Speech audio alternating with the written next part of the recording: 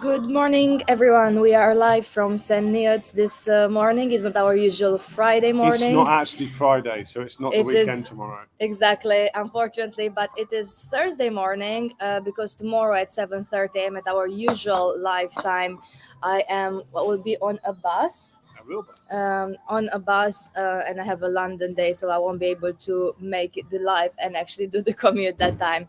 But we are here today. I'm in St. Neots for some meetings this morning, so we In thought, the wonderful Ferro Lounge as y- well, just yeah, opposite Market Square. It's market day today, so it's looking quite busy in St Neots. yeah, you already advertised one of the the businesses here. So we thought to discuss a little bit about flooding today because, of course, it's relevant for St. Neots, but the wider Huntingdonshire area and the country as a whole, like with the floods that have been happening.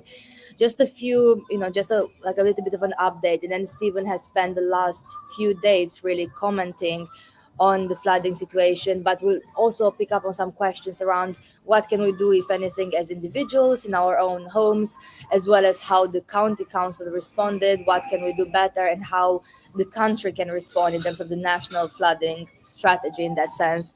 So we had an update as councillors yesterday. We do get a daily update on the situation. So as of yesterday, 10th of January, there were 2 flood warnings in place. There were 10 flood alerts, and 8 flood warnings have been removed in the last 24 hours. Currently, of course, there's still some road closures in place.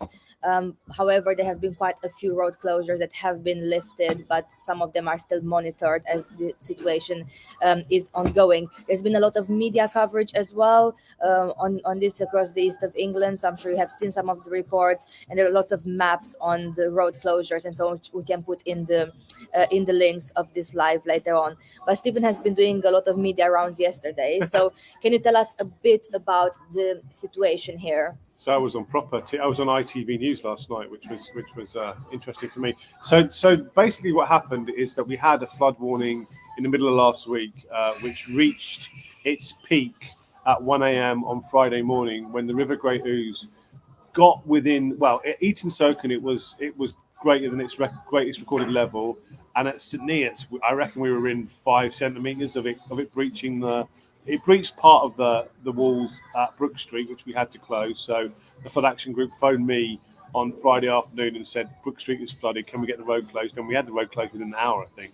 But we were very. It was a near miss because another 5 centimeters, a bit more rain, and the river would have flooded lots of properties. So as far as I know, there was a retirement home flooded in St Neots, and perhaps one other property, as far as I know. But we were within a hair's breadth of having maybe 500 property. I don't know how many it would have been, but it would have been a lot if that river had breached. So it was another really lucky escape, a bit like in Christmas 2020 as well. We had a very similar flooding incident, which got to a similar level, and there's no guarantees that next time it's not going to be even more serious. So in terms of actual flooding in people's houses, we got away with it. One bit of lasting damage is that the bridge at Little Paxton, which is one of the main routes out to its east, was underwater for 3 days. And when the water receded yesterday, half the road surface has just come off, and you can see cobblestones underneath. And people on social media were saying it's going to take a month to fix, but I heard from Highways yesterday that they're going to have it fixed hopefully by Monday as well, which I think is excellent service as well.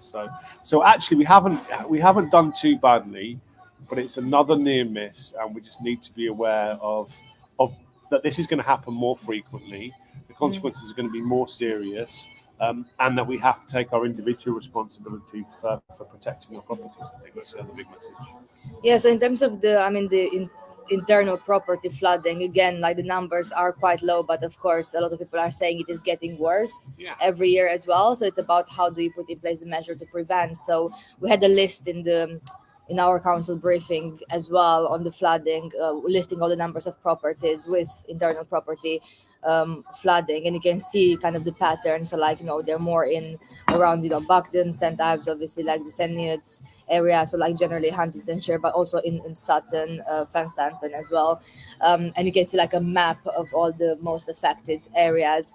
But what do you say to people who are saying, well, it is I'm concerned it's getting worse every year. Do you sense it has been getting worse? I mean, climate. I mean, you can demonstrate statistically that it's getting worse. It's difficult with a single river, yeah. But in my time as a councillor, this is the second big river. So 5.5 years, second big river flooding event. Both times it's hit the recorded levels. That might not be the record levels ever, because in 1946 and the whole of this high street was underwater. But since they've been keeping records since the 70s, I think the highest levels have happened twice in the last 3 years, and it's just going to get worse, and it's going to be more serious.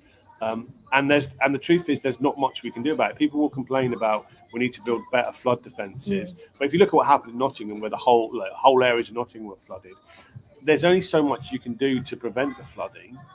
At which point, after that point, you have to think about resilience and about how you're going to cope with the consequences of it. So we live in a community which is built along a river, which is always flooded, and I think you have to accept that sometimes parts of this town are going to flood, and people live in the areas that most at risk need to be aware of that and need to make sure that they're prepared for flooding, because it's happened twice. At Christmas time, New Year, it could equally happen in the summer. It's not impossible that's happened as well. So it's really quite worrying. I'm going to bring another topic in here, which is the busway. So, over the last few days, I have been constantly using the busway B as I usually do. And of course, you can see the flooding. You can see you just cannot use it to cycle or walk, especially parts between the Cambridge and St Ives part. And it was interesting because I posted this video with how it looks like from the bus, and how the flooding is there, and how you can't use the so-called active travel route anymore on the busway.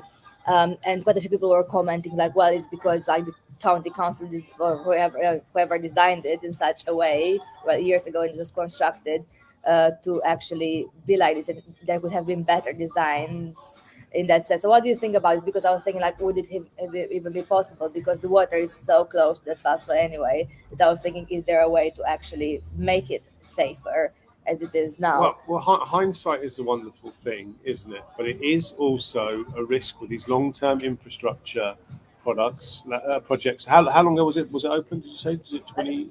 How long has it been open? I think it's a good few years. I mean, it was before I moved to Cambridge. And it's you have to. The truth of it is you can't build a piece of infrastructure which is going to be around for decades only based on the conditions which exist today, because if we accept that things are going to get worse with climate change, and not everybody accepts that, but I do, then we have to build those considerations in to the projects when they're designed. And of course that increases the amount of engineering that's involved and increases the cost of the project. So I suspect that perhaps, I don't know, I wasn't involved in politics when that was built, I suspect that those were considerations, but on a kind of economic value point of view, you could say that the busway being shut for a few days a year is probably sometimes economically more viable than spending millions and millions extra in building the extra engineering. It's a difficult decision, isn't it? It's the same argument with Little Paxton Bridge, which I pointed out is shut for about 3 days a year. Lots of people in Little Paxton are asking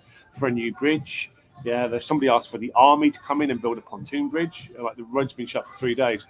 On average, it's shut for I think 3 or 4 days a year, which means it's got a 99% utility. And so whether you can ever, I'd like to build a new bridge or an improved bridge, but whether you can ever justify that, politically to the government to get more money to build a new bridge or improve the busway for in a small amount of increased utility, it's a difficult thing to answer. It's difficult at the moment in times of austerity. Yes, I think it is a difficult argument, especially on redesigning something that was already, built a long time ago.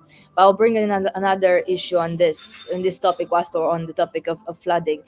Community flood action groups, of course, have played a significant role preparing residents, taking proactive steps to reduce the risk of flooding. Have you engaged with any of the community groups? So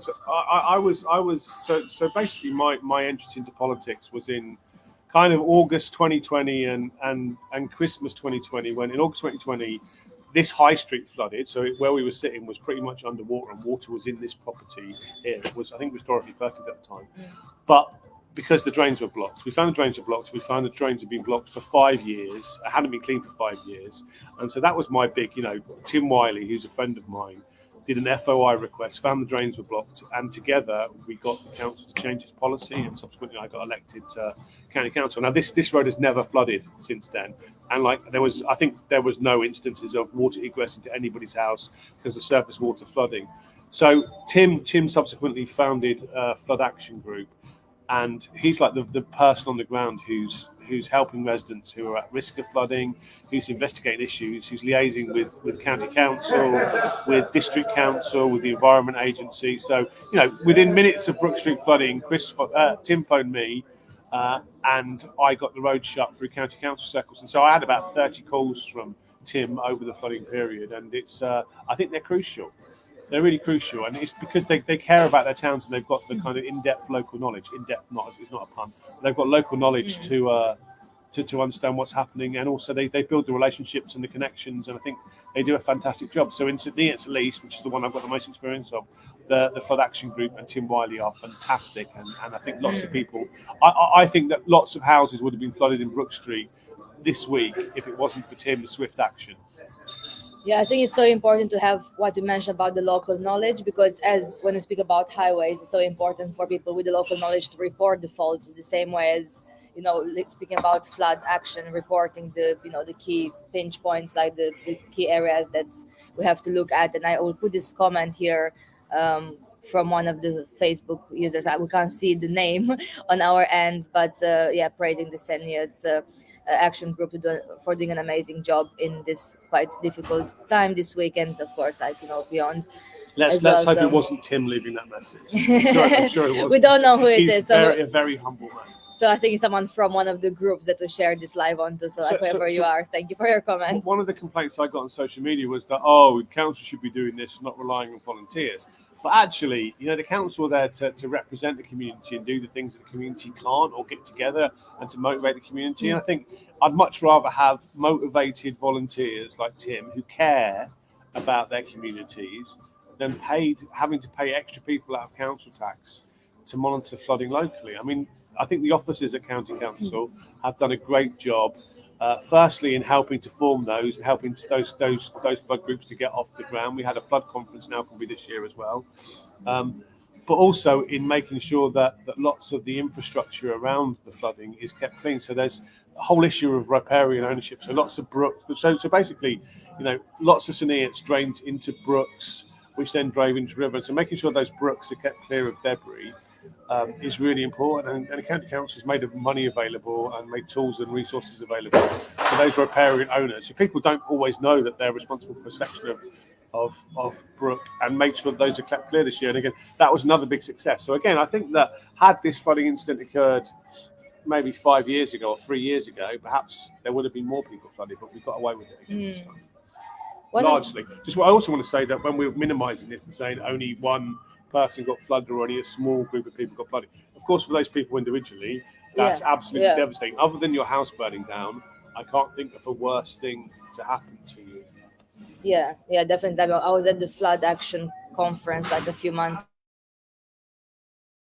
where was showing some of the examples of flooding in people's homes, and like how damaging that is. And it was really shocking to see some of the examples. So after Christmas 2020, people were out of their homes for like 6 months, living in rented accommodation, which is that's devastating and awful. And to see all your possessions washed away, which is another reason why anybody who's at risk of flooding needs to act now and start being ready for the next flooding incident, because you don't get a lot of. We had 3 days warning for this. So one of the other things that kind of annoyed me is that 3 days into this flood warning, when we'd put out loads of messages and people were reading the messages, and then expecting like at 11 o'clock on Friday night that the council was going to come down and deliver sandbags for them, when they could have gone out to B&Q, got their or Hiram Bynes, and it's got their own sandbag, got their own sand and protect their properties. Expecting the council is going to drive round at 11 o'clock, at 11th hour literally, and deliver lots of sandbags to prevent flooding is unrealistic. So I think everybody who lives in an area which might be flooded needs to look into I mean, sandbags aren't the best solution, but look at flood defences for their properties. So what are the kind of things that are effective, do you think? Is there such a thing as like some effective flood defences? Yeah, there's a whole list. So if you Google Flood Mary, something called Flood Mary, there's a list of flood resilience things there. Most of them are pretty inexpensive, and every single one of them, every single pound you spend on flood resilience would be worth £100 if in preventing you getting flooded as well. So the consequences of getting flooded are so Flood Mary, I think she's called floodmary.com. So if you go on there, there's some help and resources on there. And she came to St Neots Market Square to talk about flooding and flood resilience when we got the floodmobile here after the 2020 floods. And in fact, almost nobody turned up. It was a bit disappointing. So I'm going to put, just looked up at the link. I'm just going to put this link in the, when I put the link, literally it appears on every single live stream. So have another, and that's it. It's like it's firstly it's not possible to store them. It's not easy to store them without costing lots of money and the sand, and keeping them available all year round. But it's also really difficult to deliver them. We don't have, like, if it was a significant flooding event like Nottingham, then probably you've got the army and people involved. But the district council doesn't have that many employees who can be driving vans around at like 11 o'clock at night.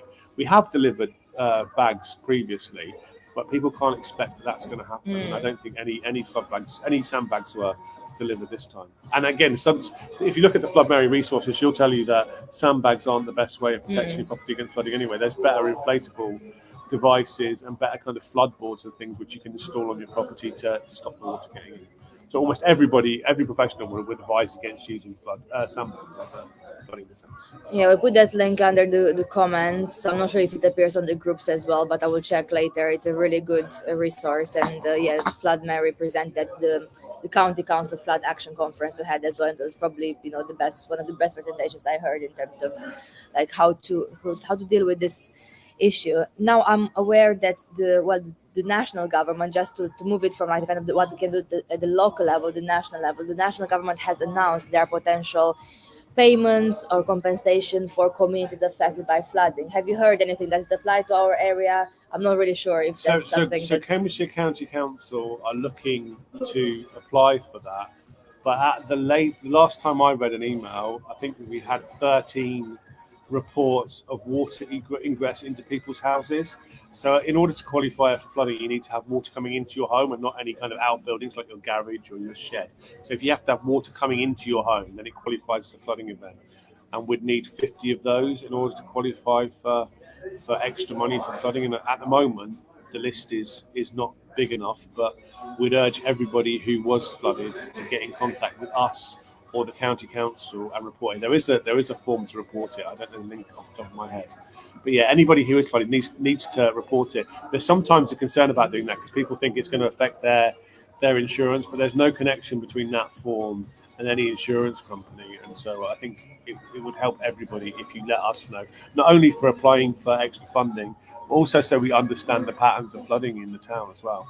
So anybody who's flooded, please get in contact with me or Alex, and we can put you in the right direction, point you in the right direction. Yeah, I think some of the questions that we got from, speaking about what we can do as the councillors and how we can feed back some of the information to the council and the relevant teams as well. Of course, if you're aware of any flooding in your area, in your division that's not listed on the maps that we have available, like please do let us know as well. We can pass that information on. Or if you think about some properties that might be affected that are again not listed or don't think people are aware of them. And of course, if you have any questions as well for any of the other organizations, because of course, not only the council who are being involved in this, in the community flood action teams, like we have, of course, the environment agency, the water companies, the district council level. So it's often quite difficult to navigate the various layers and who's responsible for what on this. I sit on something called the Regional Flood and Coastal Committee for the River Great Ouse as well, which is like all those bodies coming together. I have a seat on that as well, and there's a meeting. I think it's next week. It is next week on the 18th. It's got a clash with the county council meeting, but I think I'm going to go to the flood meeting instead because I think it's more important. But yeah, that's a good opportunity for me to talk about St Neots' struggles and also to interface with the people who are kind of managing the river as well. There's lots of misinformation that goes around about the way the river is managed and the way they use sluices, and sometimes one urban myth is that there's big sluice gates at Bedford, and the urban myth is that they open the sluice gates at Bedford to relieve Bedford and flood St Neots. But I've talked to loads of EA officers and environment engineers who assure me that's not how the sluices work as well. So that kind of misinformation is really important as well, or getting rid of that misinformation. I put here a link as well in under the comments, just on how to report a flood as well to the county council. So it's similar system to reporting a highways fault, which I also encourage everyone to do so. So there's a useful link here in the comments. Now, do you think central government can actually do more on this? Can they? Well, obviously they can do more, and obviously more funding would be appreciated. I mean, in terms of the river management, downstream in the Fens, which is an area which flooded naturally, and it's kind of man-made. Uh, it's reclaimed from kind of being marshland. Those things aren't going to last. Their flood defences and their water extractions aren't going to last with climate change. At the moment, the only funding is to keep the old stuff going, and there's no funding for additional defences. So and what happens downstream does affect upstream communities as well, and makes the river upstream more prone to flooding. That's difficult for some people to understand, but it's like getting your outlet pipe blocked. You're going to get flooding in your house, and so the government could do more, definitely do more, but ultimately, can we stop flooding, which is a force of nature? I don't think that we really can. I mean, I think historically St Neots has flooded, and that's going to get worse. I mean, the other big question is, the other criticism we get quite often is, why does HDC allow people to build houses on floodplains? And there's this kind of general conception that runoff water from urban developments contributes to river flooding. Now, I've walked the whole of the River Great Ouse, as I keep saying, which is 150 miles long, and more than 95% of it, Milton Keynes, Bedford, St Neots, and Eyes, Huntingdon, are the only big urban areas on the whole river, and the whole catchment is much bigger than that, and most of it is just rural areas. So I'm not convinced that affects the river levels per se. But if you live in St Neots, for example, lots of those big developments do drain off into the brooks, which feed the river. And one of those brooks gets blocked, and it's going to cause surface water flooding for those communities as well. So it's all connected.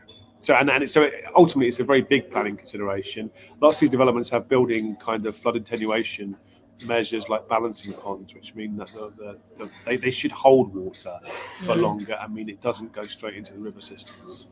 How long did it take you to walk the whole river? It took me 8 days. Well, at the time, I had including one west day. At the time, that was the fastest time it's ever been done. Was my world record. Subsequently, it's been done in like 2.5 days. So it just showed you it wasn't a very, very difficult record to break. It was just the first person to do this. I was the first person to set the record. Well, no, I did some research, and nobody had ever recorded. But there is an official site called Fastest Known Time, and I think I'm still second on the list. I'm still very proud of it. It was a big endeavour. Yeah, I mean, it is a big achievement, definitely. And I was terrified about flooding because I did it in October, because it was the half time. It was the only half time I could get support, and I was terrified that the river was going to flood, because at any stage, it was a week-long walk. Any stage, it could have flooded downstream, and my walk would have been over. So I was quite lucky. Yes, I think we had a good discussion on flooding. You have some resources there. How about St Ives? What do we know about St Ives? No, I think it was interesting, the question around how the busway is affected, but of course St Ives is one of the areas most affected. I think quite similar to how it is here in There's in a your big area. Industrial park which always seems to get flooded, which got flooded again. I saw as well, and I think so. So because it's downstream of here, they had their kind of stress on Saturday and Sunday, so it kind of passed for us. I do think the HTC did an excellent job this time. Christmas 2020. The worst possible time for have a flooding incident because people are on holiday, But actually, HTC have got a very robust kind of command and control structure now, and so the comms from HTC were good, and so they were communicating with us, and I was able to communicate with the local community as well. And so I think that worked quite well. But of course, there's always learning points as well. And I found the local groups as well, the local Facebook groups, quite helpful because people share the information, even if even questions like which roads are closed, or is the busway still working? Like after I posted a video on the bus. There were some comments there as well. Like so there was a flood warning from the government that named certain roads in St Neots that they were directly at risk of flooding. And people in those roads were going on social media groups saying, should I be worried? And obviously the answer is yes. Yeah, it's a government warning saying take action now. You should take action now. But then other people in the groups are saying, "Oh, it's never. I've lived here for 30 years and it's never flooded. Yeah. Don't worry about it." And that's not really very helpful, because just because it's never flooded for 30 years, if you get a 1 in 50 year flooding event, which happened in 50 years, obviously, then you will be flooded and it will be too late. So. Yeah, it's difficult. It works both ways, but I think they are an excellent resource for communicating with people. Yeah, so we discussed about, if there are more questions, do let us know in the comments. I just want to end this live stream today with this question around what is going on in Cambridgeshire politics in the next couple of weeks. What should residents pay attention to in terms of council meetings? Because if you have any questions or topics to suggest for the next week, it will be interesting to know what big meetings are happening. So from my end, for instance, just this evening, not evening, sorry, like my time zone is a bit affected. This afternoon we have the communities committee in the county council. There'll be some interesting discussions around the budget, around our anti-poverty strategy. That could be like one of the topics. But of course we have the full council, the budget setting full council in the middle of February, as well as some other committees. We have children's committee as well the week after. It's that time of the year where we're setting budgets. So the kind of government settlement is usually announced at Christmas, just before Christmas.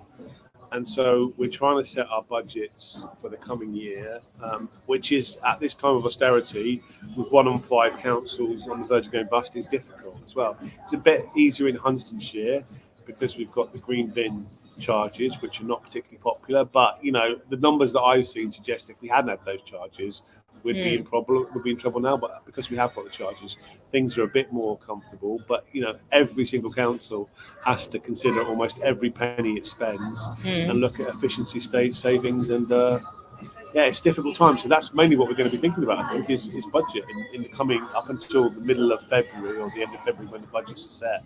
That's what most of the discussion is going to be about. And of course, I've got parish council meetings. So most importantly, I'm going to Abbottsley Parish Council tonight. Again, talking about potholes tonight.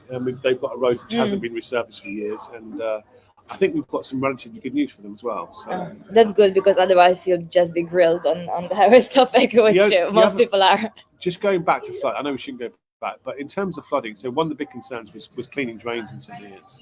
So under the previous administration, before I was a councillor, they hadn't cleaned drains for 5 years. The figures I got this week from County Council is that County Council in 2023 cleared 6,099 drains in St Neots. So that's a huge improvement. Of course, maybe we have to clean it more frequently. It's as much as we can do with the money we've got available. So I think that played out with the lack of surface water flooding this week as well. But I think it is fair to say there is progress. I mean, like, even in the area I represent in Abbey, I do see like the drains like being marked now. Like, there's more proactive work, highways work in general. Of course, highways is always a controversial topic, and there's always they're you can also do more logging on it as well. So they're marking these things and they're logging them, so we know which properties have been. Previously, there was no system in place for logging these things. And so you could do a freedom of information request, but nobody was recording it, which seems ridiculous. But it is getting more efficient, I think. Although, as you say, there's not sufficient budget to cover everything as we would normally expect it to. Like, it is true, like for pothole repairs, for resurfacing, for all the other highways issues. But I do think it's moving a bit in a positive direction, at least with the drains and the kind of flood prevention. But anyway, those are the meetings coming up. There are a lot of committees, of course, the full council budget in a few weeks' time. So if you have any preferred topics or anything you'd like us to discuss in the next few weeks, we hopefully will resume our Friday 7:30 a.m. It's just tomorrow, unfortunately, because I'm on the bus. I thought if the bus if the Wi-Fi doesn't work on the bus, it won't be possible. And yesterday I was on the bus to Cambridge and I had to do a briefing meeting for the committee, and yeah, I had to wait till I got into into St Ives to actually be heard on the meeting. So it was a disaster. Yeah, I've done that Um, before on buses. Trying to join meetings on buses or trains is really difficult. I think with calls, like I try to like when I'm on the bus, I try to do calls like just normal calls. But when I'm like on Teams or Zoom, it is quite challenging. And obviously with the live stream, it's probably not the best idea. But we will be back next week at our usual Friday morning. So do let us know what topics you want us to discuss. And meanwhile, have a good end of the week, I guess. Not weekend yet. Bye. See you soon. Bye. I might just go.